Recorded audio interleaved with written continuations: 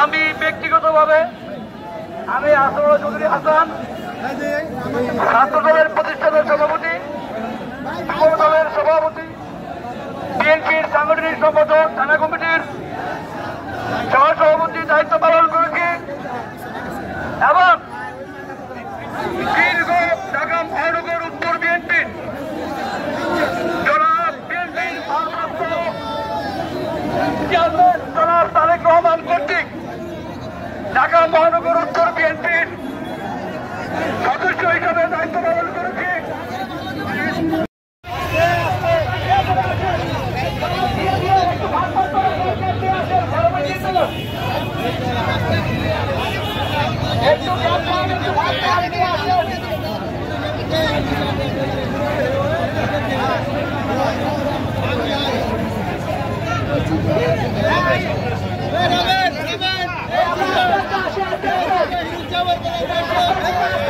चलो चलो घुराओ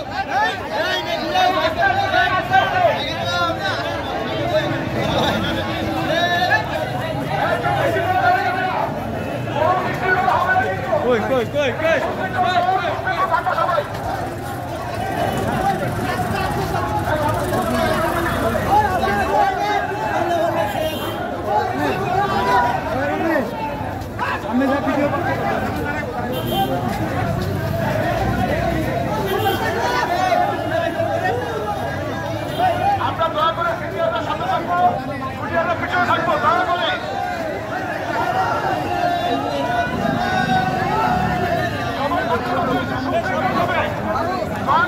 সুশৃঙ্খল হবেন, যারা তাকে বলেছেন।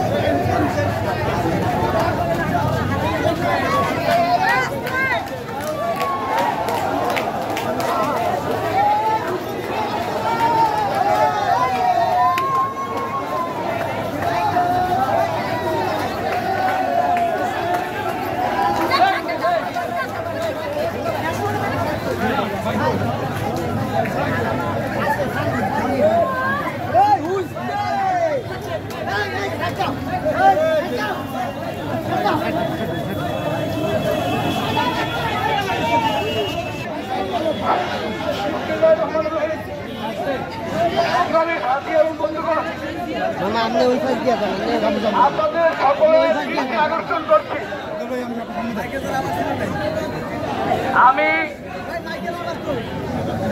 আমি ব্যক্তিগতভাবে আমি আসর চৌধুরী হাসান, ছাত্র দলের প্রতিষ্ঠানের সভাপতি, যুব দলের সভাপতি, বিএনপির সাংগঠনিক সম্পাদক, থানা কমিটির সহসভাপতি দায়িত্ব পালন করেছি এবং দীর্ঘ ঢাকা মহানগর উত্তর বিএনপির জনাব বিএনপির ভারপ্রাপ্ত চেয়ারম্যান জনাব তারেক রহমান কর্তৃক ঢাকা মহানগর উত্তর বিএনপির সদস্য হিসাবে দায়িত্ব পালন করেছি।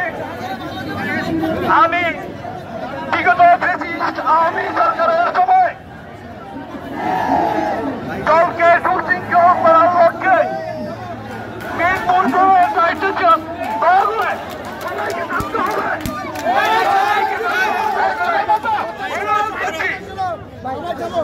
এবং মিরপুর জোনের দায়িত্বে ছিলাম দলকে ত্বরান্বিত করার জন্য, ফ্যাসিবাদের পতনের জন্য।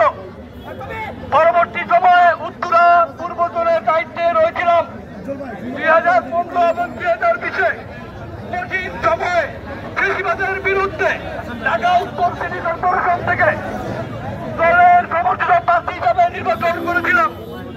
অত্যন্ত দুঃখের বিষয়, বর্তমান ঢাকা মহানগর উত্তরের যে কমিটি হয়েছে সেই কমিটি মাইকটা বন্ধ করেন, মাইকটা বন্ধ করেন, মাইকটা বন্ধ করেন। আমি আপনাদেরকে অনুরোধ করছি, শুধু কারণটা শুধু বলতে চাচ্ছি কি কারণে আজকের এই মিছিল।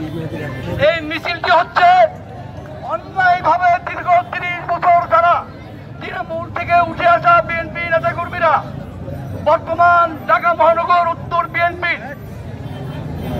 অপরিচিত লোকদের দ্বারা গঠিত বিএনপি কিছু আওয়ামী লীগ পেটারদেরকে, আওয়ামী লীগ কুকুরদেরকে এই কাফরুলে কিছু নব্য লুটেরা আওয়ামী দালালদেরকে দলীয় পদে অধিষ্ঠ করার জন্য চেষ্টা করছেন। সেই অবৈধ চেষ্টার বিরুদ্ধে আমরা এই দীর্ঘ সময় জুড়ে প্রতিবাদ করে আসছি। আমাদের প্রতিবাদের কারণে আজকে এই দল থেকে কাফরুল থানার 4টি ওয়ার্ডের সভাপতি দলের নেতাদেরকে বহিষ্কার করা হয়েছে। এই অবৈধ বহিষ্কারের বিরুদ্ধে আজকের এই বিক্ষোভ মিছিল। অদূর ভবিষ্যতে আমরা সুশৃঙ্খল ভাবে এই প্রতিবাদ করব। বহিষ্কার কাকে করা হয়েছে? কবির হোসেন মিল্টনকে, যে সাধুগোল থেকে অদ্যবধি এই দলের সাথে। বহিষ্কার কাকে করা হয়েছে? হাজী সাইফুল ইসলামকে, যুবদল থেকে বিএনপি তার পরিবার পরিজন বাড়িঘর লুটপাট করেছে আওয়ামী লীগ। বহিষ্কার কাকে করা হয়েছে? আবু হানিফকে, যে রাজপথ থেকে চিনে অদ্যবধি এই রাজপথে উঠে এসেছেন, তাকে বহিষ্কার করা হয়েছে। বহিষ্কার কাকে করা হলো? আমাদের সাংগঠনিক সম্পাদক আলমকে, যে এই দলের জন্য রাজপথের জীবন বিসর্জন করেছেন। বহিষ্কার কাকে করা হলো? আমাদের আরিফ মিটাকে, যে আরিফ মিটা একটা ভদ্র ছেলে, আজকে 30 বছর এই দলের সঙ্গে তার সম্পৃক্ততা। শুধুমাত্র কিছু আওয়ামী লীগ লুটেরা অবৈধ লোকদেরকে এই বিএনপিতে প্রবেশ করতে না দেওয়ার প্রতিবাদে এই ঢাকা মহানগর বিএনপির সভাপতি নিজের অবৈধ ক্ষমতায় বহিষ্কার করেছেন। অত্যন্ত দুঃখজনক। আমাকে বহিষ্কার করার কোন ক্ষমতা রাখে না। আমি ঢাকা মহানগর উত্তর বিএনপির আওতাধীন কোন থানা কিংবা ওয়ার্ডের নেতা নই।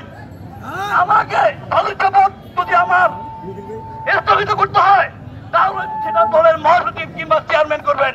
আমিনুল হক আমার